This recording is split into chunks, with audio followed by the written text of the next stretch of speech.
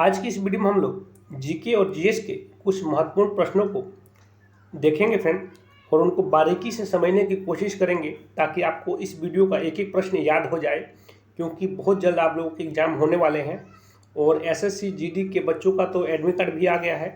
तो फ्रेंड, आप सबके लिए, आप किसी भी एग्ज़ाम की तैयारी कर रहे हो, आप सभी के लिए ये वीडियो बहुत ही महत्वपूर्ण है। तो अंत तक मेरे साथ इस वीडियो में बने रहिएगा।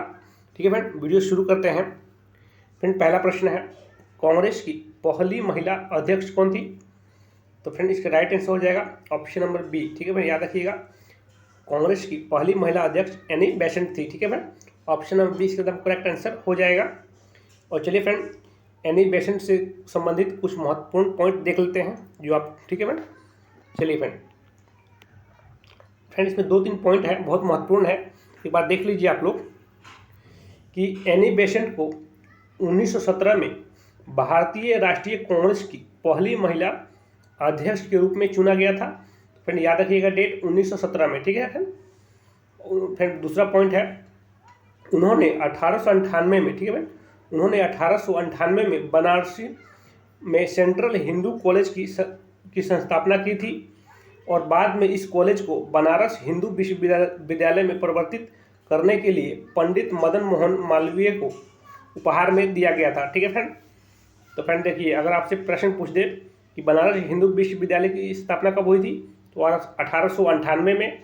और फ्रेंड, दूसरा प्रश्न अगर पूछे घुमा के आपसे कि बनारस हिंदू विश्वविद्यालय का प्राचीन नाम क्या था, बनारस हिंदू विश्वविद्यालय का पुराना नाम क्या था, तो आप लोग देखिए, याद रखिएगा सेंट्रल हिंदू कॉलेज। ठीक है friend, central Hindu college Banaras Hindu विश्वविद्यालय का प्राचीन नाम था।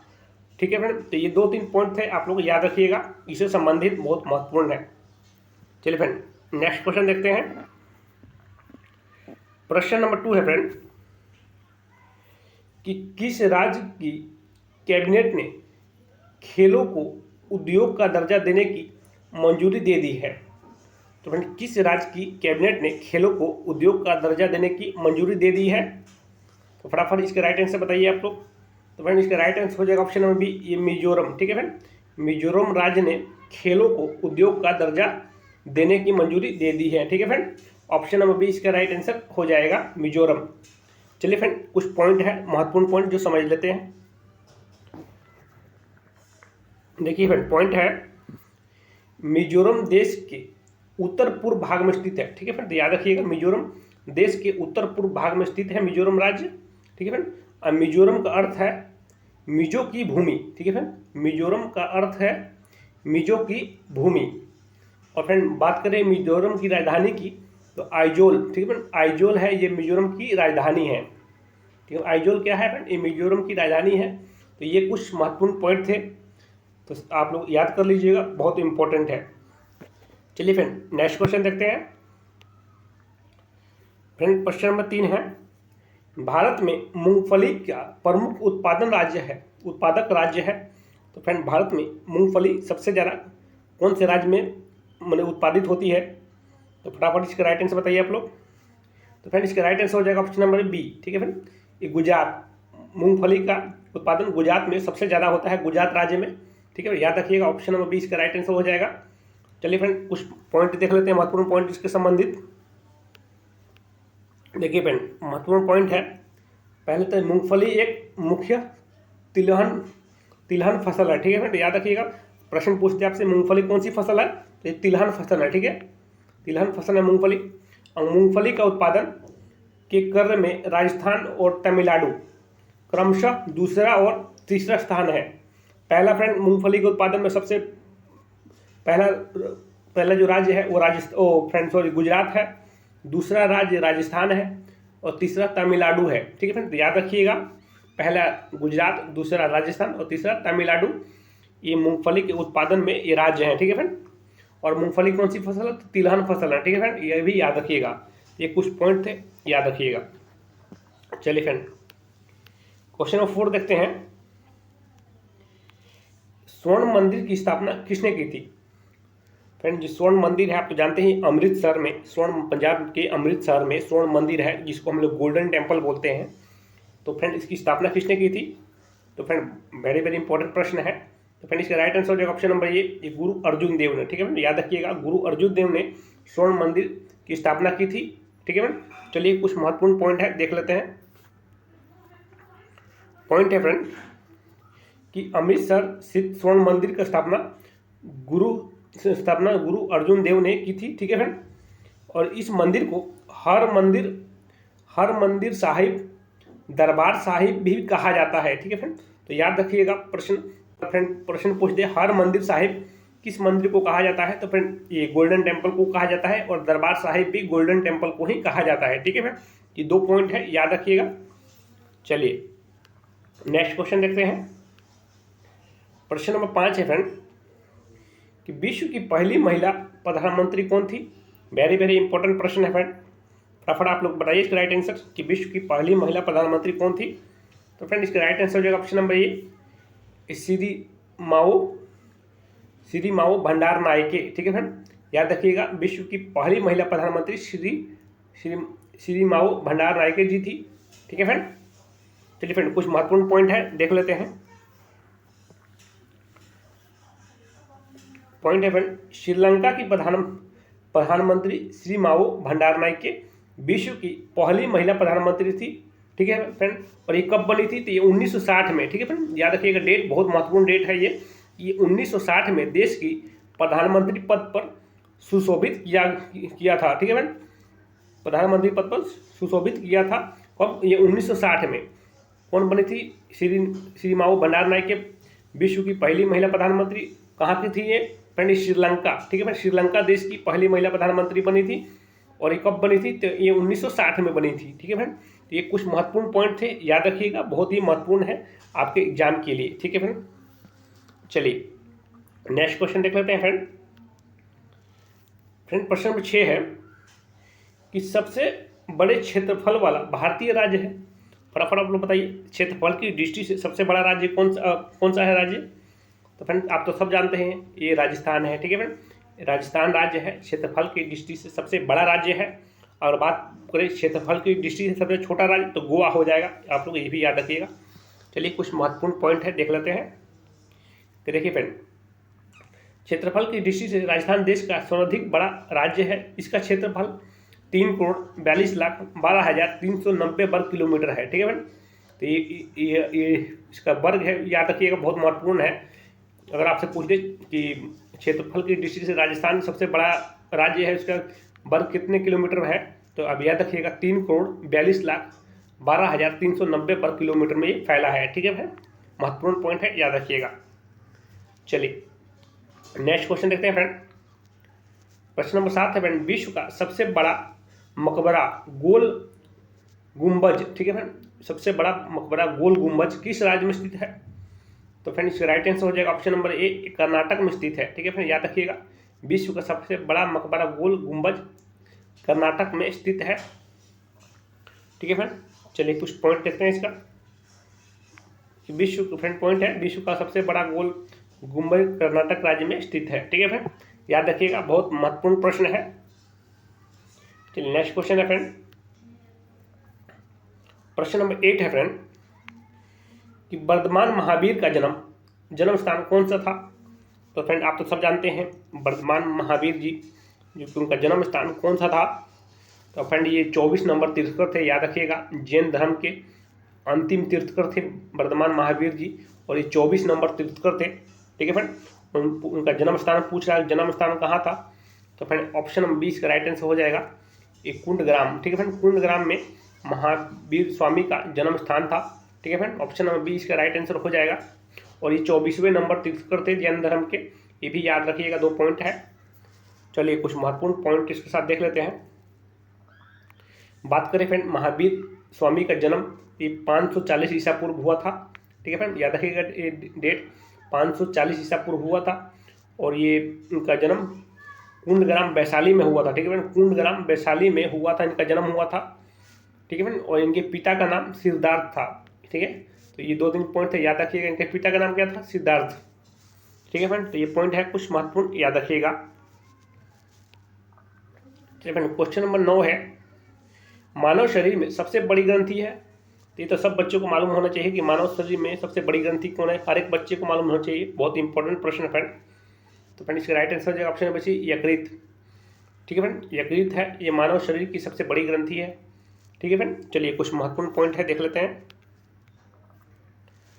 पॉइंट है फ्रेंड, यकृत मानव शरीर की सबसे बड़ी ग्रंथि है जिसका वजन लगभग 1.5 से 2 किलोग्राम तक होता है। 1.5 किलो से 2 किलोग्राम तक होता है। ठीक है फ्रेंड, इसका वजन, और इसके द्वारा 2 पित्त स्रावित होता है। ठीक है फ्रेंड, तो ये कुछ महत्व, इसका वजन आप लोग याद रखिएगा 1.5 से 2 किलोग्राम तक होता है। और यकृत मानव शरीर की सबसे बड़ी ग्रंथि कौन सी है, तो यकृत है। 2 पॉइंट है, बहुत महत्वपूर्ण फ्रेंड, याद रखिएगा। चलिए फ्रेंड नेक्स्ट क्वेश्चन देख लेते हैं। प्रश्न नंबर फ्रेंड 10 है कि क्षय रोग शरीर के किस अंग को प्रभावित करता है। तो फटाफट आप लोग इसका राइट आंसर बताइए। जो क्षय रोग है, क्षय रोग शरीर के किस अंग को प्रभावित करता है। वेरी वेरी इंपॉर्टेंट प्रश्न है फ्रेंड, बहुत बार एग्जामों में इससे प्रश्न संबंधित प्रश्न पूछे गए हैं। तो फ्रेंड किस अंग को प्रभावित करता है, तो फ्रेंड इसका राइट आंसर हो जाएगा ऑप्शन नंबर डी, फेफड़ा। ठीक है फ्रेंड, याद रखिएगा फेफड़ा। क्षय रोग है शरीर के फेफड़ा अंग को प्रभावित करता है। ठीक है फ्रेंड, ऑप्शन नंबर डी इसका राइट आंसर हो जाएगा। चलिए कुछ महत्वपूर्ण पॉइंट देख लेते हैं। देखिए फ्रेंड, क्षय रोग से फेफड़ा प्रभावित होता है और यह माइकोबैक्टीरियम, ठीक है फ्रेंड, माइकोबैक्टीरियम नामक जीवाणु से फैलता है। ठीक है फ्रेंड, अगर आपसे पूछ दे पहले तो क्षय रोग जो है ये जीवाणु से फैलता है। ठीक है फ्रेंड, याद रखिएगा जीवाणु से फैलता है। और कौन से जीवाणु से फैलता है, तो ये नाम भी याद रखिएगा आप लोग, माइकोबैक्टीरियम। ठीक है, माइकोबैक्टीरियम जीवाणु से फैलता है और इससे फेफड़ा प्रभावित होता है। ठीक है फ्रेंड, तो वेरी वेरी इंपॉर्टेंट प्रश्न है, ये आप लोग याद रखिएगा और ये पॉइंट भी हमेशा याद रखिएगा, बहुत महत्वपूर्ण है।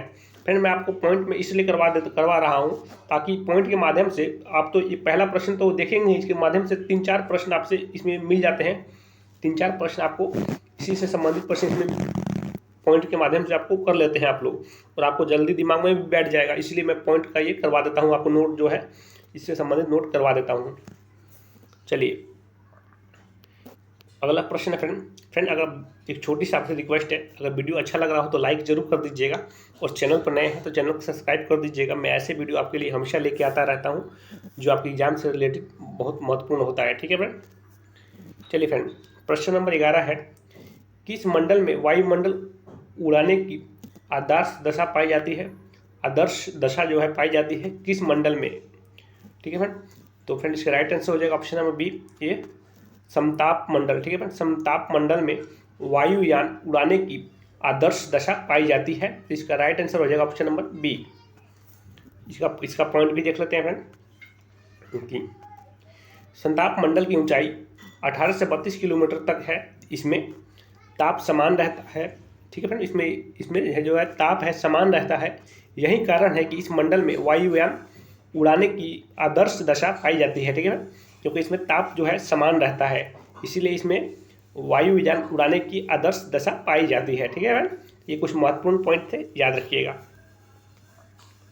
चलिए फ्रेंड क्वेश्चन नंबर 12 है कि ईसीजी का प्रयोग किस गतिविधि दर्ज करने के लिए किया जाता है। वेरी वेरी इंपॉर्टेंट प्रश्न है फ्रेंड। ठीक है फ्रेंड, तो फ्रेंड ये जो ईसीजी है इसका प्रयोग किस गतिविधि को मतलब कि नापने के लिए किया जाता है, चाहे दर्ज करने के लिए बोल सकते हैं किया जाता है। तो फ्रेंड इसका राइट आंसर हो जाएगा ऑप्शन नंबर ए हद। ठीक है फ्रेंड, याद रखिएगा हद की गतिविधि दर्ज करने के लिए ये ईसीजी का प्रयोग किया जाता है। ठीक है फ्रेंड, ऑप्शन नंबर ए इसका राइट आंसर हो जाएगा। चलिए कुछ महत्वपूर्ण पॉइंट है वो भी देख लेते हैं फ्रेंड। देखिए नोट है, ईसीजी का मतलब हो गया फ्रेंड इलेक्ट्रोकार्डियोग्राफी। ठीक है फ्रेंड, इलेक्ट्रोकार्डियोग्राफी है जो ईसीजी का हिंदी नाम है। ठीक है फ्रेंड, याद रखिएगा। और यह एक ऐसा टेस्ट है जो हद की इलेक्ट्रिक गतिविधियों को दर्ज करता है। ठीक है फ्रेंड, इस आवेग से हद की मांसपेशियां संकुचित होती है और रक्त में प्रवाहित करती है। इससे हद की वर्तमान अवस्था का पता लगाया जाता है। ठीक है फ्रेंड, तो फ्रेंड हमेशा याद रखिएगा जैसे फ्रेंड एक्सरे होता है, तो हम लोग जैसे किसी बॉडी का मतलब हड्डी वड्डी टूट गया उस पर एक्सरे करते हैं। इसीलिए फ्रेंड अगर सीने में कुछ प्रॉब्लम होती है तो इसके लिए ईसीजी किया जाता है, ठीक है फ्रेंड। उसमें एक्सरे नहीं होता है, उसमें ईसीजी होता है, ठीक है। सीने की प्रॉब्लम में कुछ जांच करने के लिए ईसीजी का प्रयोग किया जाता है, ठीक है फ्रेंड।